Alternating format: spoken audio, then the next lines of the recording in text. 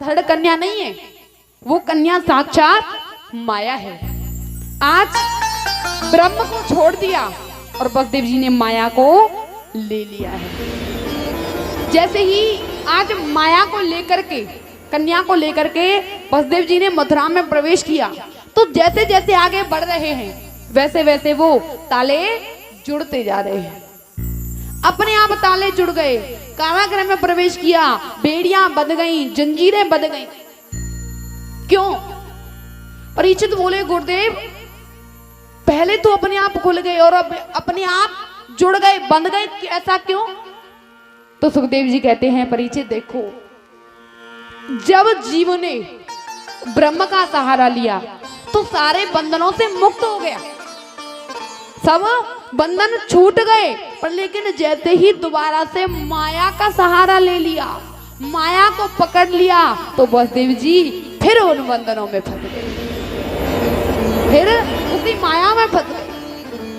जैसे ही भगवान ने कहा माया अपने प्रकोप को हटा लो, क्योंकि सभी पहरेदार सोए हुए हैं, पूरी मथुरापुरी सोई हुई है, किसी को पता नहीं चला कि कब वसुदेव जी गए और कन्हैया को छोड़ आए और उस कन्या को ले आए। इधर में जैसे ही कहा माया प्रकोप हटा लो, माया ने प्रकोप हटाया और वो कन्या बड़ी जोर जोर से रोने लग गई। जैसे ही कन्या रोने लगी पहरेदार जाग गए। पहरेदार दौड़े दौड़े राजा कंस के पास में गए, बोले महाराज आपके शत्रु ने जन्म ले लिया है। जैसे सुना शत्रु ने जन्म ले लिया है तो कंस दौड़ा दौड़ा आया, देखा कि आकाशवाणी ने कहा था कि 8वां पुत्र काल होगा, पर लेकिन ये तो कन्या है, पुत्री है, पर क्या पता ये मेरा काल हो, इसे भी मैं जीवित नहीं छोड़ूंगा। अब तो कंस ने उस कन्या को लिया, पृथ्वी पर मारने वाला था, उसी समय उस कन्या ने कंस की छाती में लात मारी और आकाश में जाकर प्रकट।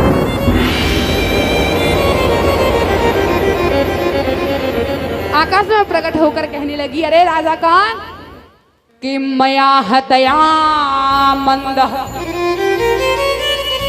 जातः खलो तवां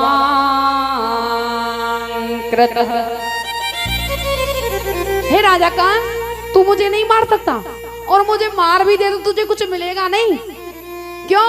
क्योंकि तेरे मारने वाले ने तो ब्रज में जन्म ले लिया है।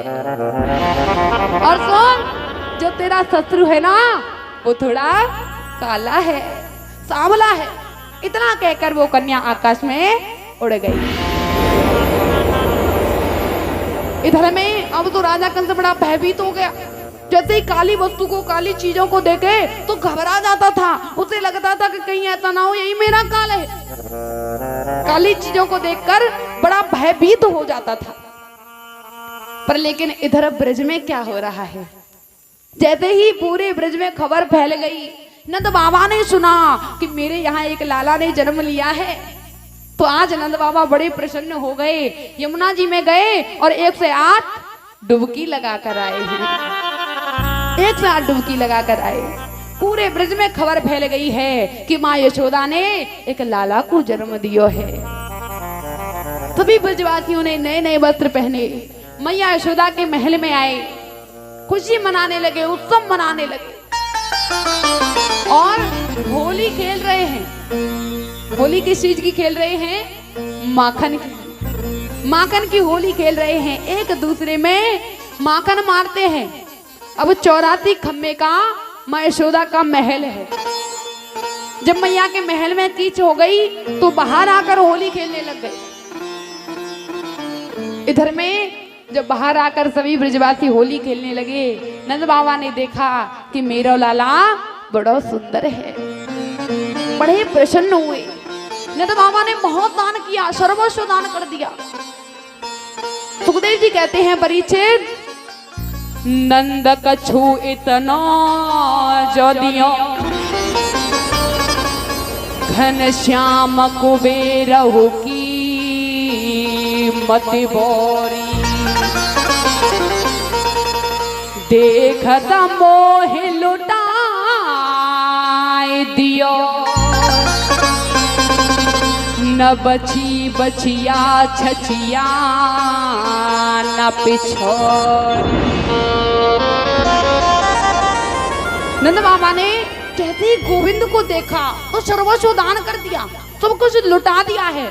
जो जो मांगने आए हैं तो नंद बाबा उसे उतना ही देते जा रहे हैं। किसी ने गाय मांगी गाय दे दी, हाथी मांगे हाथी दे दिए, जो कुछ मांगा सर्वस्व दे दिया। इतना दान कर रहे हैं। तो परीक्षित बोले गुरुदेव इतना नंद बाबा के महल में दान आ कहां से रहा है? भाई इतना सब कुछ नंद बाबा के पास आया कहां से जो नंद बाबा इतना दान कर रहे हैं? तो उसी समय सुखदेव जी कहते हैं परीक्षित तुम एक बात बताओ, जिस घर में स्वयं लक्ष्मी पति बैठा हो क्या उस घर में धन की कमी हो सकती है? अरे महाराज ये पूरी दुनिया किसके पीछे भागती है? पूरी दुनिया किसके पीछे पड़ी हुई है? लक्ष्मी जी के पीछे। सब लक्ष्मी जी के पीछे है कि नहीं है? और लक्ष्मी के पति के पीछे कोई है? कोई नहीं। सब लक्ष्मी के पीछे भागते हैं, पर लेकिन लक्ष्मी जी कहाँ भागती हैं? जहाँ उनके पति होते हैं। अब नंद बाबा के महल में कौन बैठे हुए हैं? स्वयं लक्ष्मीपति। अब जहाँ लक्ष्मीपति हैं तो लक्ष्मी जी पीछे पीछे दौड़ी दौड़ी चली गई। अब वहां तो धन की कमी हो ही नहीं सकती। तो सुखदेव जी कहते हैं परीक्षित लक्ष्मी के पीछे मत भागो, लक्ष्मी पति के पीछे भागो। और जब जहां पति होगा वहां पत्नी होगी। तो नंद बाबा के यहाँ लक्ष्मी जी के पति बैठे हुए हैं तो धन की तो कमी हो ही नहीं सकती। नंद बाबा ने सर्वस्व दान में दे दिया। सर्वस्व दान दीन सब काहू और जेहि पावा राखा नहीं ताऊ। सर्वस्व दान दे दिया है और जिन्हें मिल रहा है उन्होंने रखा नहीं है, रख नहीं रहे हैं, वो भी लुटाते जा रहे हैं, लुटा रहे हैं। बड़ा उत्सव सुंदर उत्सव मनाया जा रहा है। जब गोपियों को पता चला है, सखियों को पता चला है कि अच्छा मैया ने लाला को जन्म दिया है, इतने वर्षों बाद मैया के महल में खुशी भई है, अब तो मैया से बधाई लेके ही आवेंगी। अब तो बारी बारी से सभी सखियां आती हैं और मैया से बधाई मांगती है। ऐसा नहीं है कि मैया जो दे दे वही ले लेती हैं, अपने आप मांग रही है कि मैया ये नहीं चाहिए, हमें ये चाहिए। आज बारी बारी से गोपियां कहती है कि अरे मैया यशोदा